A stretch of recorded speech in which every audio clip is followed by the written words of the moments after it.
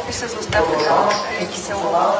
Това зависи от ППДБ, защото ако те се подпишат, ще има 80 подписа. Ако не се подпишат, няма да има. Според мен те няма да се подпишат, макар че ние почти сме изготвили мотивите и до края на деня, всъщност какво до края на деня, буквално се чаш ще им бъдат предоставени, но според мен те няма да се подпишат. Те си имат такава принципна позиция, подкрепят правителството, подкрепят управляващите и поради тази причина едва ли можем да очакваме тяхната подкрепа, но това не означава, че ние не сме длъжни да опитаме най-малкото, което защото за пореден път ще стане ясно какво представлява ППДБ, именно петото колело на каруцата на ГЕРБ, на БСП, на ИТН и на ДПС на Пеевски. Що се отнася до всичко останало, смятам, че достатъчно добре видяхте как за пореден път демокрацията в този парламент беше погазена. Хората, които управляват държавата, вече ползват Конституцията като изтривалка. Затова, честно казано, аз в момента се чудя дали да не пуснем и така протоколно един сигнал до ДАНС. Не, че има смисъл, но все пак един сигнал до ДАНС, за да видим има ли външна намеса в ликвидирането на българския лев, защото тук в момента се извършва много сериозна атака срещу българската държавност. На практика виждаме един продължаван държавен преврат, който започна още от 2023 година.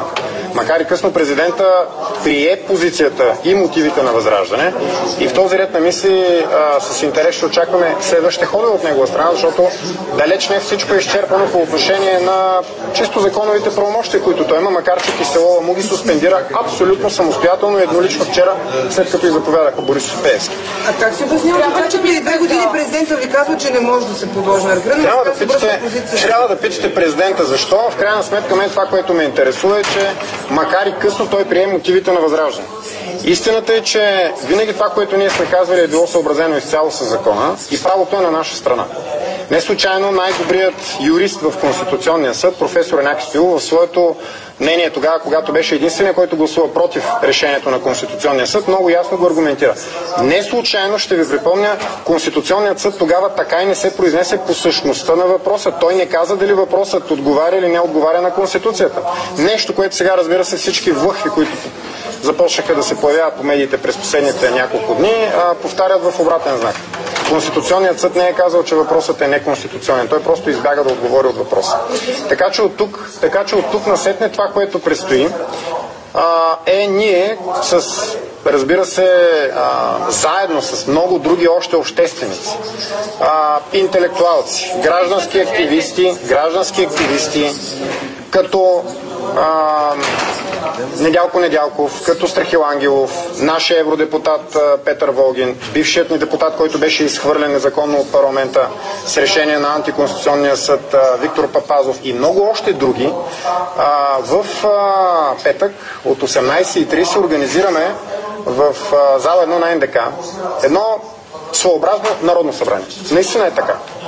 Не случайно в нашата история първото ни народно събрание се води символично събранието на оборище. Когато се взема решение, кога да избухне бунта, как и по какъв начин да се организира.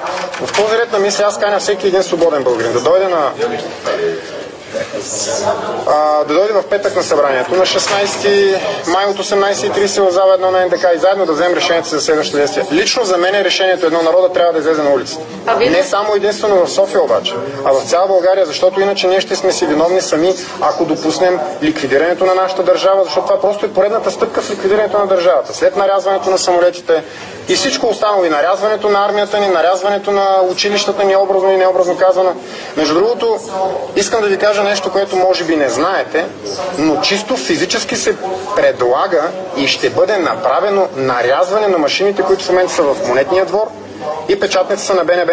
Може би в печатницата на БНБ ще остане нещичко за печатане, защото все пак там печатат и разни други неща, нали? Примерно да кажем като бандеролите. Но точно тези машини, които печатат парите и със сигурност тези, които секат монетите, ще бъдат нарязани и унищожени. И защо го правят това нещо? За да могат да на практика превърнат в невъзможно бързото възстановяване на лева, ако примерно да кажем след една година Възраждане започне да управлява. Защото тези машини не се продават в магазина. Ако решим примерно да възстановим нарязания монетен двор, на нас ще ни трябват поне 2-3 години минимум. Или трябва да си печатаме парите и да си сечем монетите в чужбина, което не е желателно. Така че в буквалния смисъл на думата предвиждат българската държава за нарязване. Затова моето мнение, и аз ще го защитя в петък, е, че трябва да излезем на протест, трябва да направим така, че да покажем, че българският народ не иска това, защото не може една шайка от майкопродавци и платени отвън чужди агенти да обясняват едно и също, да лъжат непрекъснато. Същите тези хора, които ни обясняваха как всички ще умрем по време на ковидната епидемия, които ни караха да се вакцинираме, които ни караха да си слагаме зелени сертификати и какво ли още не е. 9 май Румен Радев според вас призова народа и защо вашите депутати са вакцинирани с тези вакцини? Господин Певски, не съм Румен Радев. Вашите депутати са вакцинирани.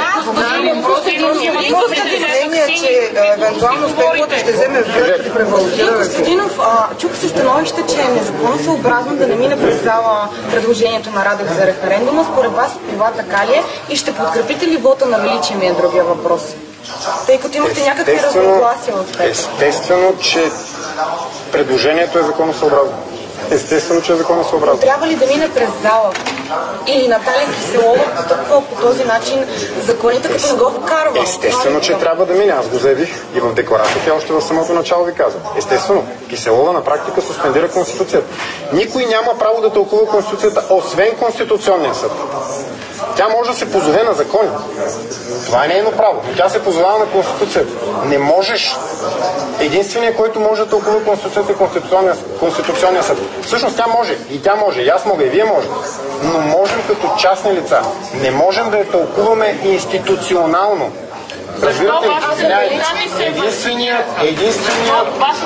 Единственият човек и по-скоро единствената институция, която може да бъде сезирана и да се изкаже за темата Конституция, е Конституционния съд.